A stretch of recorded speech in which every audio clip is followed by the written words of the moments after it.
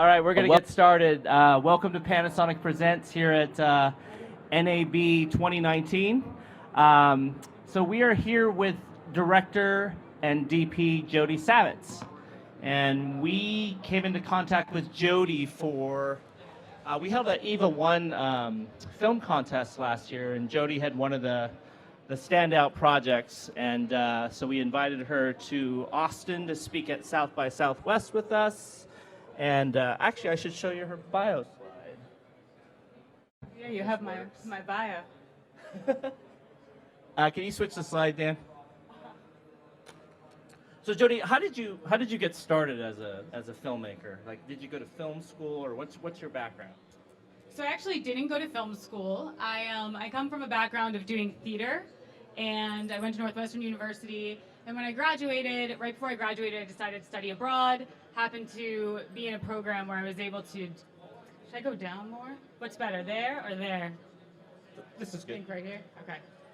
But I happened to be able to be lucky enough to make a documentary abroad in Argentina, and from there I really loved the medium, and I decided to.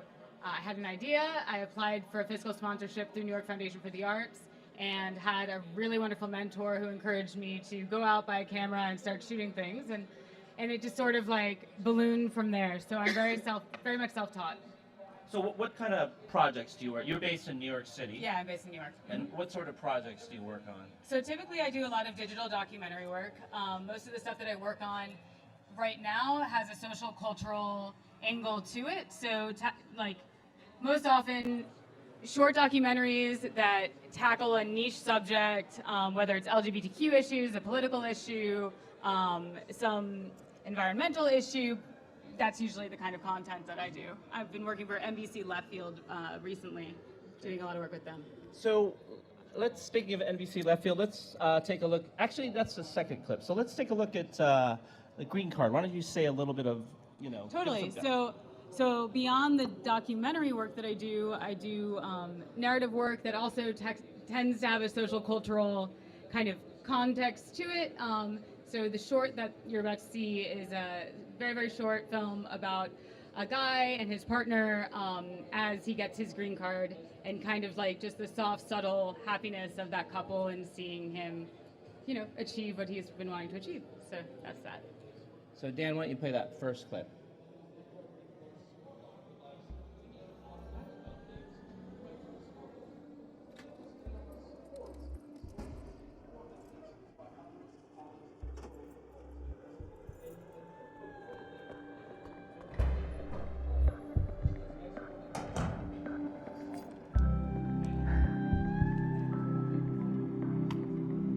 Hey, babe.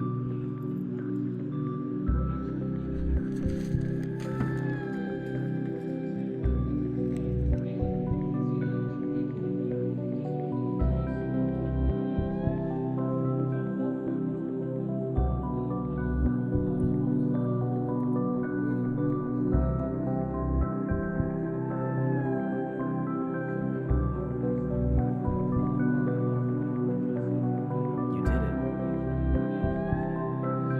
Let's celebrate.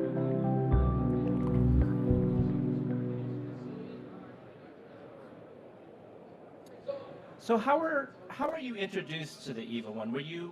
What kind of cameras were you using before? So before the EVA1, I was using a Sony NX5U. Okay.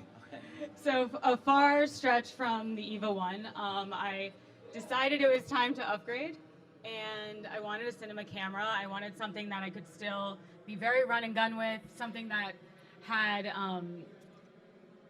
so I do a lot of run and gun work, a lot of stuff in low light, a lot of stuff where I don't have a ton of time to set up, but I wanted the flexibility of the different lenses. I wanted the flexibility also though of the EF mount. I thought that was a really big perk for the type of work that I do. Also, I mean, the camera goes into PL mount too, which I've been utilizing more now, that I'm doing more narrative work. But I wanted something that also I find when I'm with subjects who aren't used to being in front of a camera, having a huge invasive FS7 tends to be a little bit off-putting. And one of the perks of the EVA1 is that when I'm around children or I'm around people who've never been on camera, they're not afraid of it. and I can show it to them, and I can be more personable with my camera and be more in their world. And I think that that's one of the first reasons that I looked to the EVA1. And then as I was learning more about it before its release, I found out about the dual ISO. And when I understood exactly what that was, I was like, wow, that's a huge, huge advantage. Having the dual ISO, oh wow, there we go. This is the mic sweet spot. Having the dual ISO has been such a huge advantage on all of my shoots. Not having to worry to rush my subjects when you're losing light is incredible. And knowing that you have that capability, and it just adds so much to the moment when you're not worrying about time as much. So that drew me to the camera. Another thing that drew me to the camera was just, the form factor, the ergonomics of it. I'm trying to think. There were a lot of reasons. The codecs were really flexible. And also Panasonic's like attention to its customer base. I felt like Mitch Gross was like already talking about it and like on point on the Facebook page, and you could talk about the camera with them. And so that made me feel like there was support there.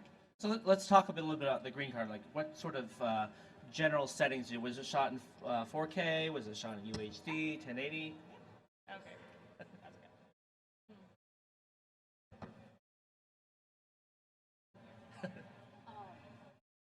So the green card was shot in 4K. It was shot 23.9, I'm going to assume. It was shot in 23.98. It was shot in I can't remember the date that I did it, so it was either the long up or it was the 400 all I. Okay. I would have to actually look back to see which one it was. And then do you capture in Vlog? I captured it in Vlog, yes. Okay. And then I colored it. Yeah, how do you, in terms of post, are you viewing in 709 or are you viewing in log? There's a lot of When I'm shooting? Yes. When I'm shooting, I'm 100%. I think it's on. I always view in Rec 709 when I'm monitoring, but I shoot in Vlog. And one of the things that I feel really confident about when I'm shooting is that I'm getting all the data that I'm shooting. And when I'm looking at my waveform monitors and I'm looking at everything, that I'm really confident in that I'm not blowing anything out or whatever. So when I go into the editing room, I feel like I have that flexibility with the EVA that I don't always feel as confident with when I'm shooting on other camera systems. So do you we talked a little bit about LUTs a while back. So what sort of LUTs do you apply? Or do you start from scratch? Like you said, you work in Premiere, Typically, right? I start with the Rec 709, the LUT that Panasonic released with the EVA and with Vericam. But now they have this whole like library of LUTs, which makes it really super fun. So I just actually shot something that was like Charlie Chaplin style. We shot in 12 frames per second. The whole thing is in black and white, had like some fun filters, and so for that, I monitored it in black and white, and I monitored it using the LUT that is in Panasonic's library, and it has this like beautiful high contrast black and white look that was really cinematic that I wound up using as the base for color correction. Now it's going to go to a colorist, and that might change, but just as a base for monitoring, it was really useful to have that. So let's take a look at the second clip. So do you want to introduce? Yeah, the second clip is typical of what I do on a day-to-day basis. Documentary work with NBC Left Field. So you're welcome to take a look at that. Yeah. So Dan, run that clip. Oh, actually, one of the things to look at in this is how the EVA handles various skin tones. That's why this particular piece is interesting, because the skin tones, the way that you can capture multiple skin tones in a shot is unique, I feel like, to the EVA1 in comparison to some other camera systems that are considered comparable. So I don't know, you'll see, the colors are beautiful.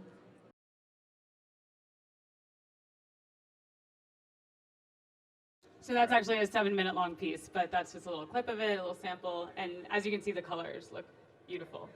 It's really, really just a solid camera for capturing diverse skin tones. So how did you light the piece? I actually had to light that using the lighting in the dressing room. That's literally shot with available practicals in an NBC green room. And what sort of instruments do you typically use? Like, let's say on the green card, are you using mainly practicals and small little LED lights? I was using small LEDs for the green card. I only had 2 lights. And then from there we used some practicals just to light the apartment. We were in a small apartment in Brooklyn. And then we used available natural light outside. I find that I can almost always negotiate the practicals to accommodate the EVA1 because of you have that ability to go up to 2500 ISO and then take it down to like 1600, and you're still getting a beautiful, clear, clean image. So that makes it a lot more flexible when you're talking about a low budget indie. So is that how you generally use dual ISO, as you go to 2500 base and then dial down? Yeah, I dial down. Okay. So I wanted to ask you, like, so you work for NBC Left Field, and what are some of your other clients that you've worked with Condé Nast? I've worked with Condé Nast. I've worked with Elite Daily. I've worked with who have I worked with? Now This.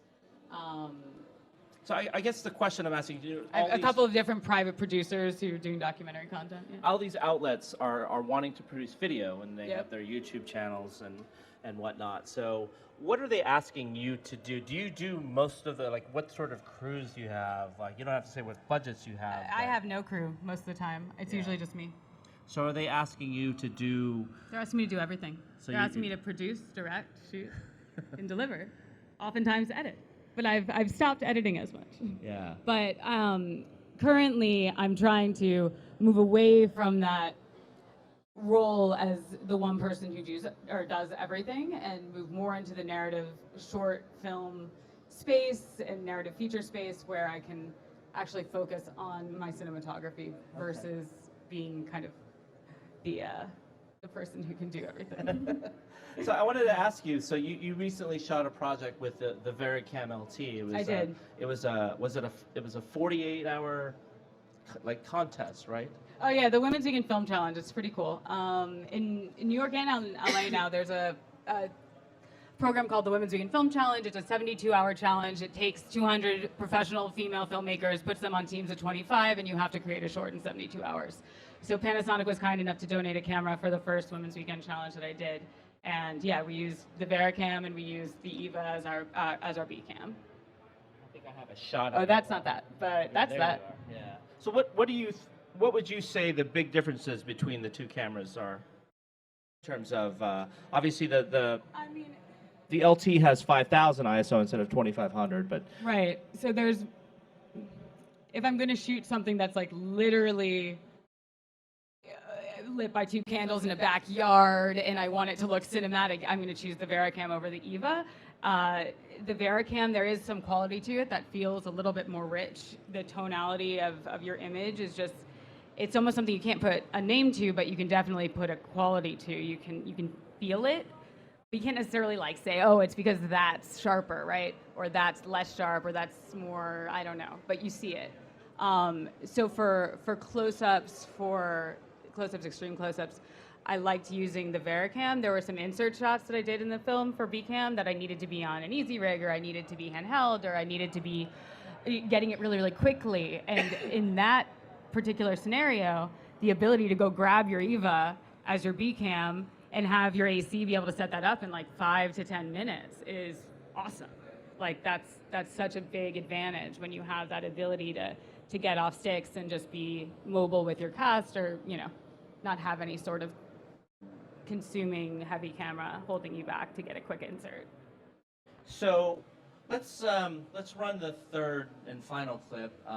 It's silent, so you're going to talk over it. So It is silent. you want to introduce it? Or- Yeah, so these clips I just think are cool because I took the EVA with me to shoot some live music, more as an experiment than anything else. I don't typically shoot a lot of live music shows, but what I thought was interesting and I wanted to experiment with is what would it be like if I had to shoot a show and my client wanted the project delivered the next day, and I didn't have time to color correct, so I shot this in long up, which is the more compressed of the codecs on the camera. And I shot it with a baked-in color profile that I adjusted to my personal taste. I tend to like knock green down. And what I saw, and this is shot in 800 ISO, what I saw is that it can handle the neon stage lighting in a live show with various different acts, because it was a battle of the bands type thing, brilliantly, like absolutely brilliantly, and you'll see it as soon as it goes on. What made you decide to shoot at 800 instead of? You just wanted to get. I wanted to push it. It was an experiment. It was more of an experiment than anything else. I did shoot some of it at 2500, and I preferred it at 800 because you saw contrast in the color space that you didn't see at 2500 as specifically. I don't know. Are they playing it yet? I want to play it while I'm talking about it because it makes sense when you see it. There it goes. There you go. But if you look at the blacks, there's no noise. And that's baked in. So I could have delivered that the next day. There is literally no color correction on any of this footage. And I shot that on the Canon 7200 at f2.8 from about, so I'm here, the stage was maybe 70 feet away, I'd say. So What kind of lenses did you use in this? it was the Canon 7200 2.8, yeah. It wasn't always wide open either. So you predominantly shoot with still lenses for your EVA? I actually predominantly don't shoot with stills lenses. Nothing narrative do I shoot with stills anymore, but for this it was an experiment. It was an experiment in low budget, it was an experiment in live, it was an experiment in how can I push this camera if someone asked me to do something like that. So I felt like it handled that scenario really, really well. Okay. Yeah, it looks great. Yeah. Does anyone have any questions for Jodi? No? Is there anything that you want to bring up that we didn't bring up? Oh, wait, let me give you the microphone. Can you talk about how you expose vlog for low light? Like, are you looking at a waveform or just the 709? I look at the waveform, but I also, at this point, after using the camera for so long, you really do get a sense of like when you have a monitor that you've calibrated to your liking and you understand what you're going to be looking at with the 709, I can trust what I'm looking at, if that makes any sense. So I have the waveform to double check, but most of the time I can kind of just look at my monitor and be like, it's fine. Yeah, it's sort of, at this point with that camera and my monitor, it's instinctual. Yeah. Any other questions? So now that you had a taste of the Vericam LT, if you had that camera sitting there and your EVA, which one would you typically just grab out of? Depends what I'm shooting. Like, really honestly, it depends what I'm shooting, because if I need to be on the go, if I need to be like, I've done a few different shoots where I'm literally running after children, like for a documentary project. I'm not going to choose the Vericam, I'm going to choose the EVA, because when you're down at that level and they see it, it looks more like a toy. So they're willing to play with you and they're willing to be part of that moment. Same thing goes for people who you can't communicate with. If you're shooting someone if I don't speak their native language, I feel like there's just that intimidation factor that's there with the Vericam that's not so present with the EVA. But if I'm going to go shoot a narrative project, I'd always love to have the Vericam and then have EVA as my B cam. So the other thing is you mentioned moving away from the Canon lenses, and I'm assuming maybe PL mount lenses. Mm-hmm. I'm assuming you've got some PL mount lenses that you're using? Yeah, so I actually have a friend of mine who has an EVA, and the two of us are DPs, and we switch back and forth because it's not super complicated to change the mount from EF to PL, but it's enough of a complication that like we'd rather just like go hang out and swap cameras for a few days. So when I have the PL mount EVA, I have, you know, the world is your oyster with lenses. And is there a particular set of lenses you tend to prefer for that? I like using Zeiss lenses lately. I just shot with the Supremes. They're gorgeous. They're absolutely gorgeous. And their compact zooms are really gorgeous. They didn't pay me to say that. So what are you working on next? Next, I am working on, well, if I get something potentially a short next week, we're working on that. But then after that, I'm doing a music video the following week. Okay. Any other questions? Thank you for coming. Thank you, Jodi, for taking part in this panel. Please, if you get a chance, go visit the cinema section at the other side of the booth. We have EVA1 set up. And also check out the Vericam darkroom. You can see how dual ISO really works. So thank you for coming.